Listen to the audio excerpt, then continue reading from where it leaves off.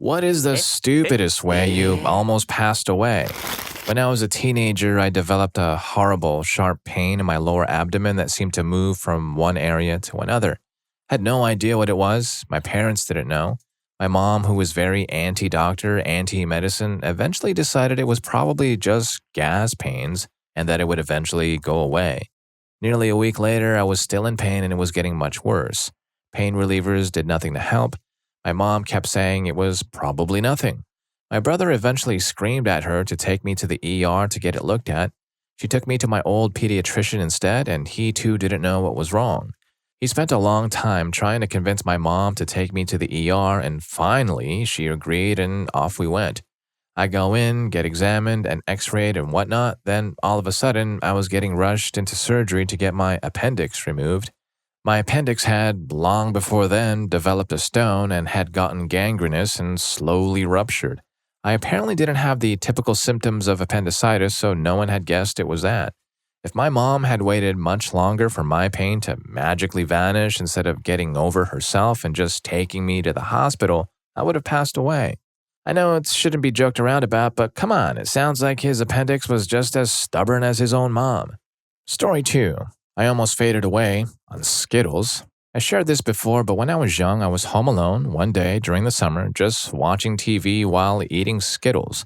I like to put a bunch in my mouth and make like a Skittle ball that I would chew on. Something on the show I was watching made me laugh, and I swallowed the ball, which got lodged in my throat.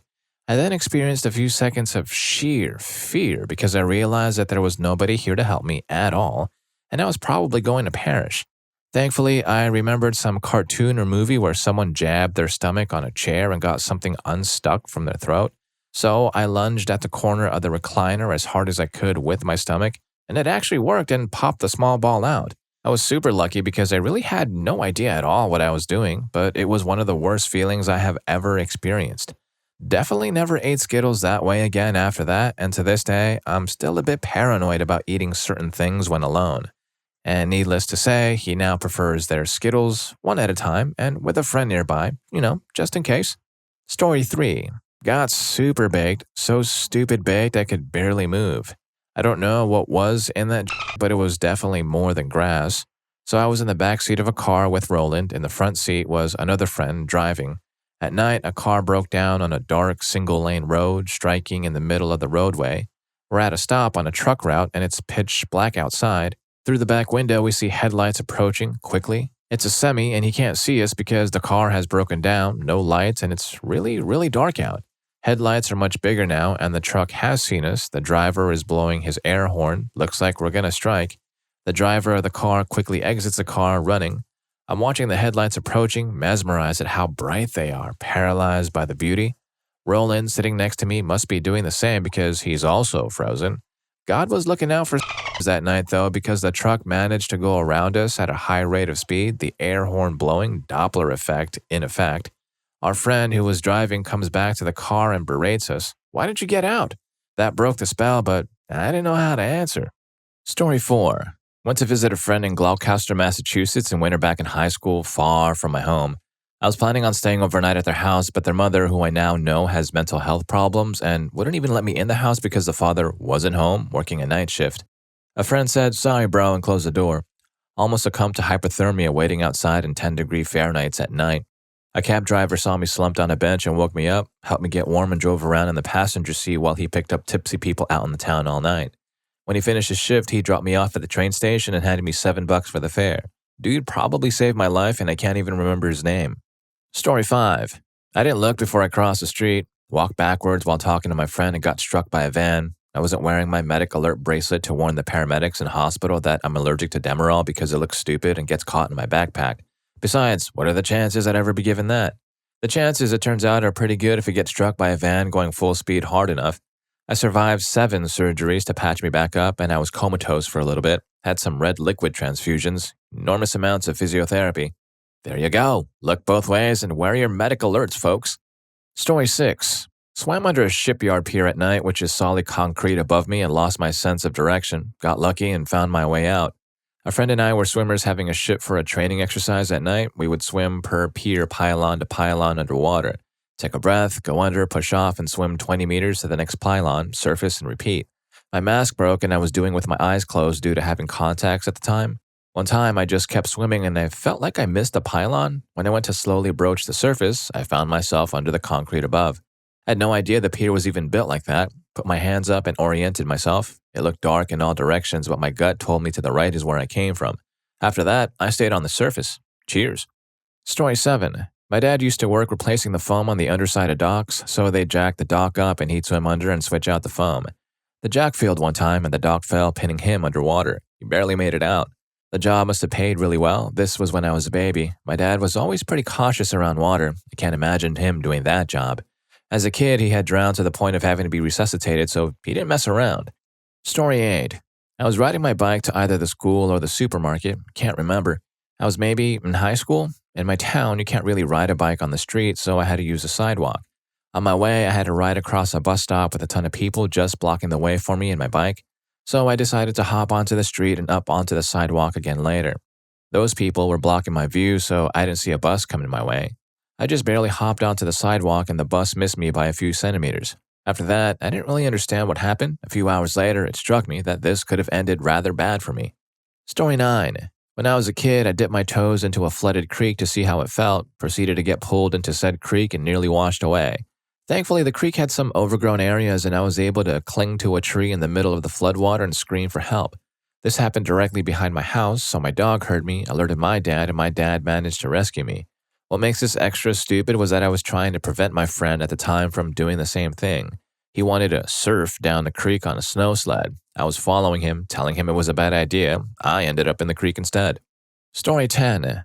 In my early teens, a bunch of us kids would get super stoned and boogie board down the local river. The river was probably a class 3 at its gnarliest and an easy class 2 for the majority of the float. Well, anyways, the first time we went down the river, a big maple, a strainer, had uprooted and fallen directly perpendicular into the river. It looked super cool, so my plan was to paddle over to the crown of it and climb atop when I got close. And I missed my mark and headed towards the trunk instead. The water was much too deep to do any jumping and the speed had picked up around the tree. I crashed into the trunk and I was pinned under the trunk. I remember being able to reach my hands out of water and could see the water line but could not pull my body. Luckily, my friend came back and saw everything. He successfully jumped atop the crown, ran down the trunk to where my arms were, flailing out of the water and pulled my body up and over. We both crashed into the water on the other side and he paddled us to shore. Story 11.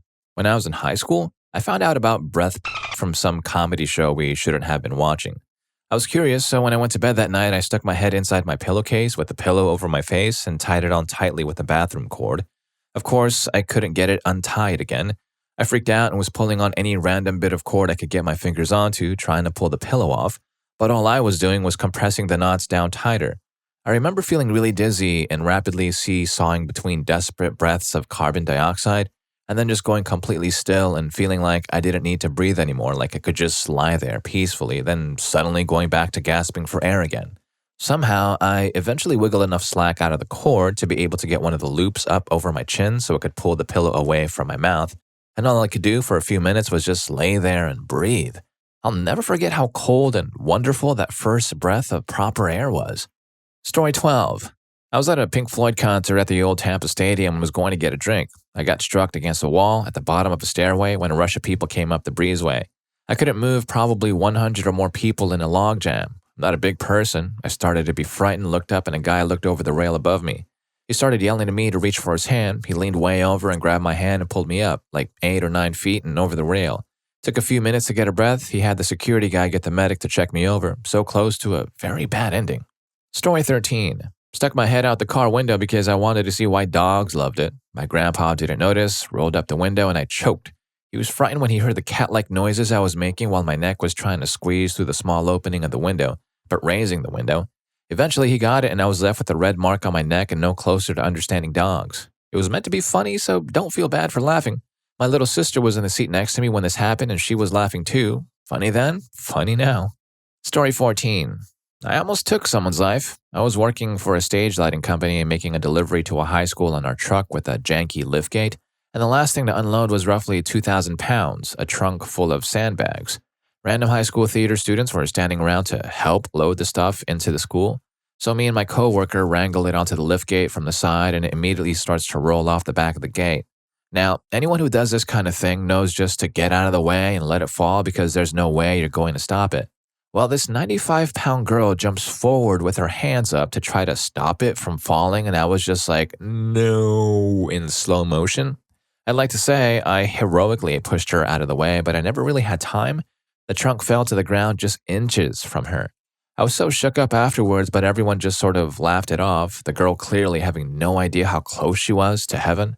But ever since then, if I'm unloading a truck, I will never let anyone even close except people on my crew. Story 15.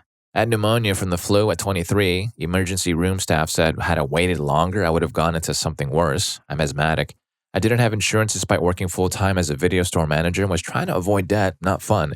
If you literally can't walk to the bathroom and back from an illness, don't try to be a tough person by riding it out. Forget the bills, get help ASAP. Story 16. I was snorkeling with sea turtles in Taiwan and didn't notice I was getting too close to the coral shelf that made up the shore. There was one sandy inlet which you needed to use to get in and out. A big wave came and threw me on top of the sharp coral. I was entirely disoriented and wave after wave was just smashing on me and jostling me, which could potentially get me stuck and drowned in any number of little crevices. After what was probably 30 seconds but felt like 5 minutes, I managed to compose myself enough to start crawling away. I walked away with some scratches and a missing booty. I also accidentally left my passport in the bathroom of the visitor center immediately after that. Story 17. I walked into a backroom freezer of a grocery store. The door was designed to close automatically. I knew this and went in and did what I was there to do. After 30 seconds, I couldn't catch my breath. I thought maybe I was just working too hard, so I stopped and took several big breaths. Nothing. I felt like I was drowning out of water. I had to move as quickly as I could back outside of the freezer and feel my knees gasping when I got out. It was only afterwards I realized that for some stupid reason, someone kept open dry ice in a cart inside of the freezer. Dry ice removes oxygen out of the air in enclosed spaces. I almost passed away from lack of oxygen and would have been an icicle when they found me, so don't play with dry ice. Story 18. I was in Mexico at my grandparents' home. Everything they had was pretty old, and the only way I could entertain myself over there was playing my SNES. I knew how to set it up, but for some reason, my grandpa's surge protector was badly grounded. The second I touched it, I felt a jolt of pain across my body. My hand grip even tighter, and I could not move or breathe. I was frozen in place with every muscle in my body twitching. Felt like I was going to pass out, and then my grandpa walks in, laughs at me, and kicks the surge protector out of the wall socket.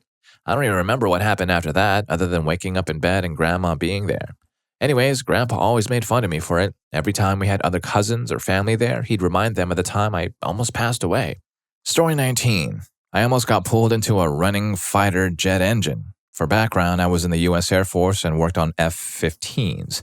When the jets land, they have two people on spot, the crew chief who communicates with the pilot via hand gestures, and a B-man, fire guard, whose job is to put lock pins in the rear landing gear and hand the front landing gear pin to the crew chief so they can verify with the pilot that the left engine is powered down, and then go to the front and pin that gear. I'd been working night shifts where planes don't actually fly, so I was groggy from a shift change and doing something I hadn't done in 6 months. I put the two rear pins in and looked at the third, and my brain just blanked. I started walking to the nose gear and got literally a step from being mulched before I saw the chief's face and his sudden look of fear as he watched me. At that moment, I realized my stupidity. Story 20. I was in college and got a cold, but it just wouldn't go away. After maybe 2 weeks of not getting at all better and feeling like crap, I went to the school health office thinking probably sinus infection. They gave me the whole everyone wants antibiotics for everything spiel, told me just to wait it out and it would get better. So I did. Just wait, Not so much to get better. Actually, I went from a little cough to hacking up a lung cough and my back started hurting a lot. And my vision kept getting blurry. I also developed a fever, probably because of the blurry vision, but I didn't notice the fever. I just tried to ignore all of it and do my classwork. It would just get better any time now.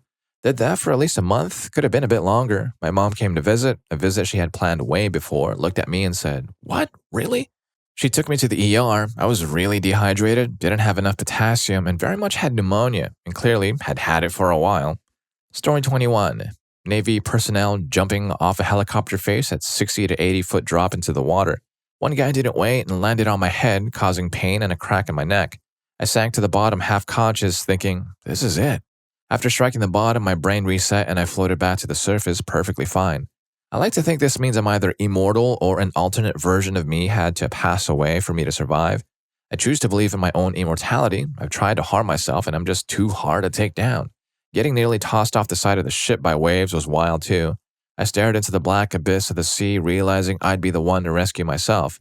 I'd just float until I reached my limit and accept my fate, wondering if there was still food in the mess. Navy, accelerate your life towards danger. Story 22. Felt like I was getting a UTI, but I didn't have any health insurance. Planned Parenthood's next open appointment was 2 weeks away. I tried to drink cranberry juice and take AZO, but it ended up spreading to my bladder and then my kidneys before I was finally able to get in to see the doctor and start taking antibiotics. It makes me so angry to think about it because of my country's lack of health care. I almost passed away from holding my pee in too long. I also got really infuriated thinking of my teacher yelling at me for resting my head on my desk during break because I had a super high fever, or the woman at the pharmacy that insisted I had already picked up my antibiotics and charged me $75, which was literally all the money I had in the world for another dose.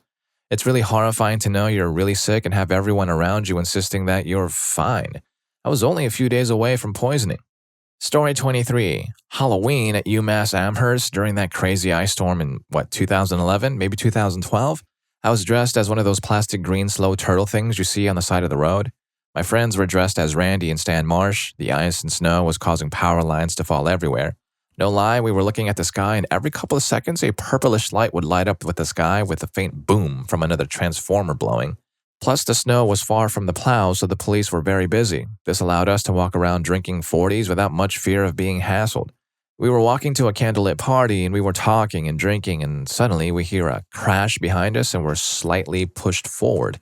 We jumped and turned around and saw a gigantic pine branch had fallen maybe 10 feet behind us, right where we were walking.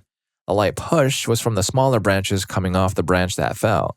Looking back, we would have been gone in the stupidest costumes likely because there is no way emergency vehicles would have made it out in that storm, and that branch would have caved in our domes.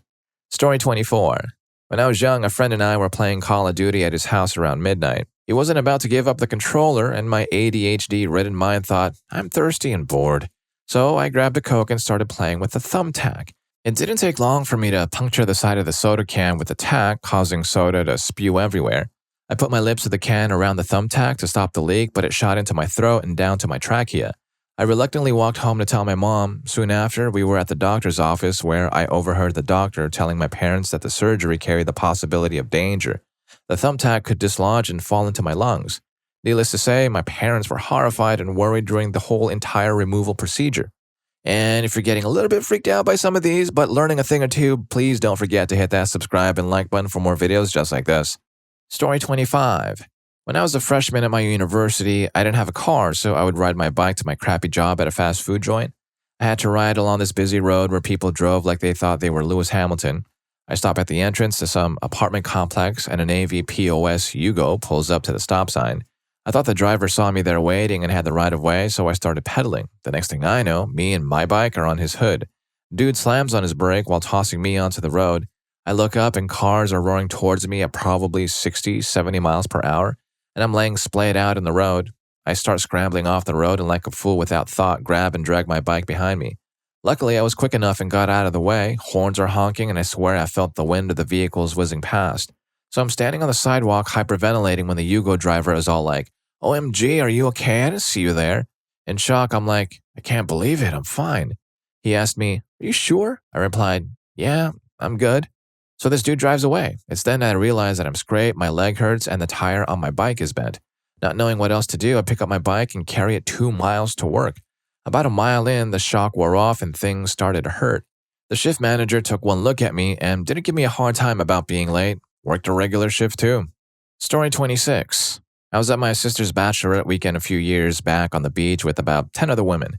Most of them were napping after coming in from the sun and before going out later that night, my sister included. Being her maid of honor, but knowing nothing about planning parties, her more experienced bridesmaids handled the planning while I brought snacky snack treats. These included beach-themed cupcakes and white chocolate pops in the shape of a male appendage. They were thrown in the freezer when we got to the condo and somewhat forgotten about, so I grabbed one to tide me over between meals. At some point, I must have been out of my mind because the pop came off the stick and slid all the way down into my mouth, down my throat, and lodged there. I couldn't breathe and there isn't a woman around me that isn't sleeping. I'm gagging for air, forgetting how to perform the Heimlich on myself. Then I thought to myself, this is great. I'm going to pass away, choking on a white chocolate, and my sister is sleeping. Who's going to tell her what happened? How do they explain this to my parents? At this point, I start crying, laughing at the absurdity of it all, which of course only makes matters worse. I'm feeling faint and can't get any oxygen into my body when some of the beach stragglers finally come through the door, and they save my black, Catholic, Southern conservative family from the most embarrassing to have to cover up for years to come. Story 27. I was in high school and there were hurricane remnants blowing through. We had a truck inner tube that we used to tow behind our boat. I took that down to the creek to float the rapids. My first mistake was leaving the tow rope on the tube. It got tangled in a snag and I got tangled in the lines. It was a struggle to get free, but I did and was able to get to shore. I sat for a few minutes and contemplated my future. I could leave the tube and have my dad discover I took it, or I could tempt fate and try to recover the tube. To recover the tube, I had to recover it all. I could not cut the rope or he would find out. So I opted to jump back in and get the tube rather than disappoint my dad. I jumped in and swam to the snag. I had to untangle the rope as it tried to bind and drown me. Other branches and trees were floating by and into the snag I was in. It probably took 15 minutes and many attempts, but I was able to do it by unraveling it bit by bit until I could tackle the last knot. Exhausted and bruised, I carried the tube home and put it away. My mom heard me in the garage and came rushing out to get me. She didn't know I was tubing, but she knew that I had likely wandered down the creek. She was relieved to see me in a way that I hadn't experienced from her before. After being hugged and reprimanded in turn, she told me about a boy who was my age who fell into the creek a town over, and he drowned in a snag, and she was terrified that I might have met the same fate. I've never told her how close I came to that day. Story 28. I had a stupid moment about 10 years ago. I was riding my motorcycle home. A freight train came right before I reached my neighborhood, but knowing the area, I knew there was another place I could cross if I was quick, so I turned around and raced ahead of the train. I kept tabs on the train by peeking between the houses I rode. It looked like I would make it. I sped up to make it through a yellow light and raced towards the railroad crossing. About a half a block before I reached the crossing, the railroad lights came on. I didn't come all this way to stop, though, so I sped up. I don't normally do this, but I felt danger that day. Motorcycles will do that to you. That's when the crossing guard started to come down a lot sooner than I expected. Usually, it takes a minute. Now I'm worried. At this point, I'm not sure if I can make it before striking headfirst into the crossing guard, so I start slowing down. But as I brake, I realize I can't decelerate enough to not strike the crossing guard, and time slowed down. Option 1, slam on the back brakes. I remember studying static versus kinetic friction in physics. That would only make my deceleration worse and locking my back wheels in such a way that I'd have to commit to the bad plan or the possibilities of being thrown off my bike. Option 2, slam the front brakes. That might help, but if I press too hard, I might fall off the brakes so fast I have no time to react. It might break me and humiliate me, but probably not harm me. Option 3, go balls to the wall and accelerate. If I strike the crossing guard at that speed, it would hurt, probably knock me out before I get run over by a train moments later, but I might just make it. And I went for option 3, went full throttle, ducked my head under the descending crossing guard as I flew over the tracks. After making it to safety, I felt as though there was definitely an alternative universe where I'd be gone. Story 29. I was caught in a storm while hiking in the backcountry of the Canaveral seashore like a horizontal rain. I can't see 2 feet in front of me. The sky is trying to purge something evil. As I prepared to hike, I pulled out my poncho to cover up, but the wind had picked up so fast that as soon as I put it over my head, it immediately got twisted around me and blew across my face. I couldn't breathe as I started to worry and flail my arms about to pull the plastic off my face and not suffocate. My boyfriend said I looked like a dementor the way the plastic was being plastered to my face and mouth. Luckily, he was there to help and it ended up being a fun adventure, but that minute of ridiculous fear was a definite close call. Story 30. Went hiking with a bunch of friends in the woods outside of Albuquerque, and there was a waterfall that was on top of a cliff. We all decided to hike around the backside of the cliff to reach the top. I noticed there was a rock wall that was below the waterfall at the very top, so I decided to climb across it to get under the waterfall to take some photos. When I reached there, I didn't fully realize how precariously steep the wall was, and from the edge of the rock wall was a drop of about 150 feet down, and at the bottom of the waterfall was shallow water and big rocks. When I tried to turn around, my feet lost friction and I had to get into a sitting position, and my feet jammed under me to regain friction as quickly as possible. Just pure instinct here. My friends luckily noticed where I went and saw it all and got extremely scared and decided to create a buddy chain with their arms to reach me and pull me from the rock wall. If it wasn't for them noticing what I had done, I'm pretty confident I would not have made it back and fallen and probably passed away that day from injuries sustained from a fall that high. Story 31. When I was young, my mom was trying to teach me about traffic. She would teach me to look left and then right and then left and then right again, and when conditions were good, cross. Now, being that I had excelled at all previous tests, she pulls up in a car to our main street for our neighborhood and quizzes me. Okay, tell me when. I see a row of 4 or 5 cars coming from our right, see exactly 4 cars to our left, followed distantly by a semi with a trailer and a car following him. I see the 4 cars from the left go by, and then the row of cars to our right go by, and I forget about the semi and say, okay, go. Her entire left side was crushed. She's alive 30 years later, but is very limited physically. Our car looked like a messy horseshoe and was thrown the length of the semi.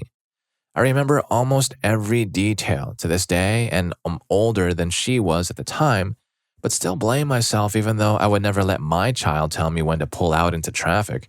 Story 32. When I was a kid, I was a really big fan of Star Wars, and I loved gonk droids. They were silly, they were cute, and I found them really funny. So I took my plastic hamper and would turn it upside down and put it over my head. It would go all the way down to my waist when I was a kid, and I'd pretend I was a gonk droid, complete with the womp womp womp they make with their walking. I even drew on it to make it look like one. And then one day, for whatever reason, a childish side of me decided to play in the pool with it. At one point, I tilted forward and the water filled up the hamper without me thinking it would happen. Fortunately, I was able to pull the hamper off with ease and get out back to the surface, but I could have drowned that way. I had no supervision, I was just a kid and my arms barely could reach the bottom. I might have been able to survive if I couldn't reach because I was doing this close to the steps, so if I really needed to, I might have been able to just push myself to step out of the pool and take it off. And before you ask, yes, after these events, I never ever wore the hamper again. But I do still have it, and it's a painful reminder to me of how stupid I was as a kid. Story 33. Strike in the head with a bocce ball. It was Father's Day. We were at our grandparents' house, Italian family, me, my brother, brother-in-law, and grandfather were playing bocce ball. But the ground was uneven, so instead of rolling the balls like you're supposed to, we were just hoving them in the air and nobody else was anywhere near us. Well, I thought we were all done throwing, so I ran out to count points, but as soon as I did, all I heard was my name before everything went black, and I woke up with red liquid gushing from my head.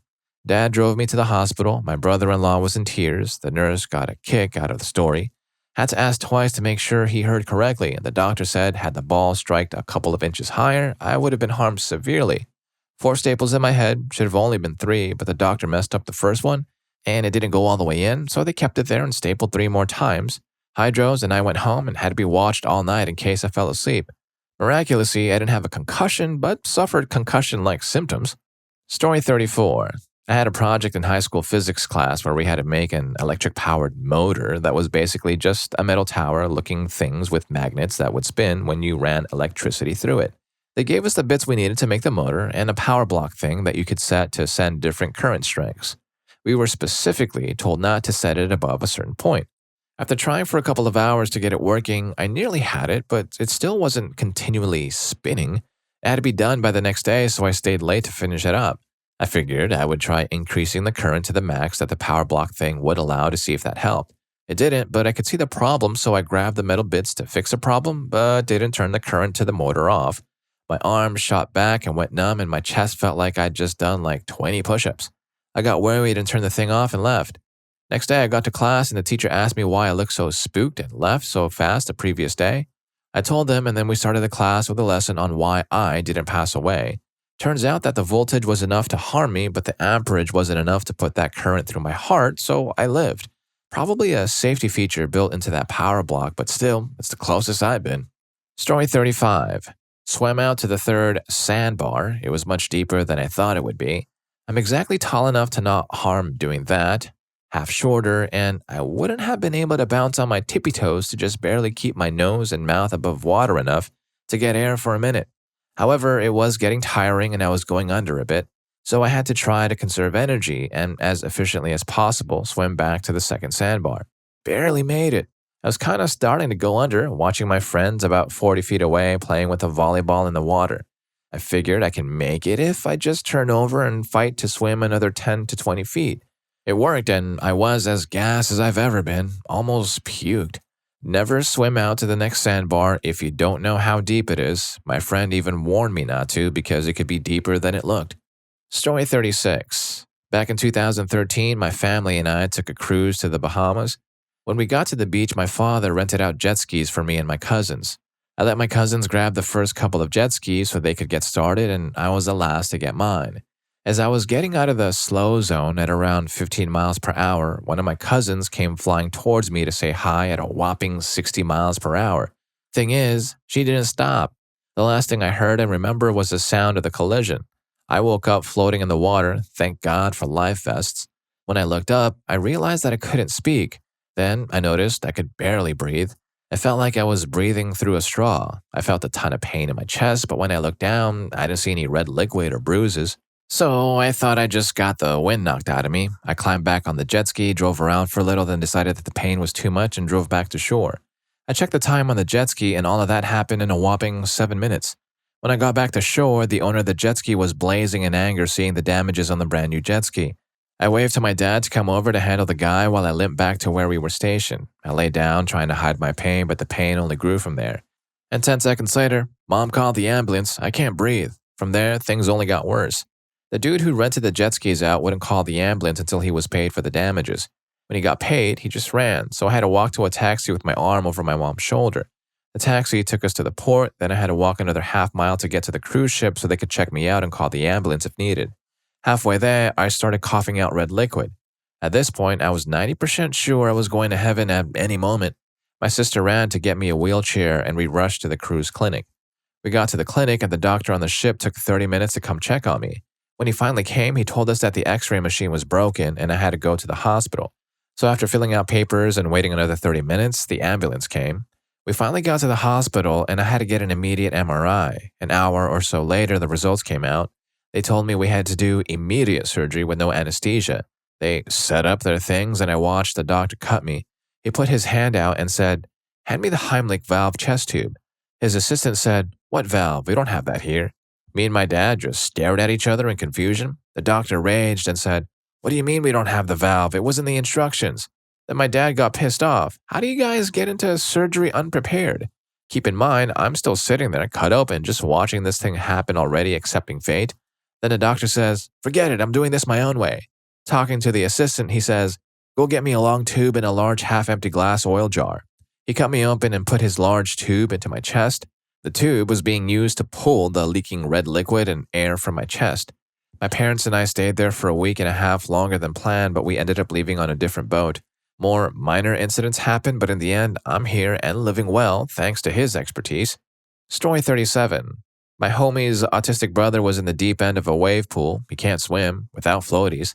So he called for help and I jumped in. As I was trying to swim with one hand and carry him with the other, I heard the siren for the big wave that happens every few minutes.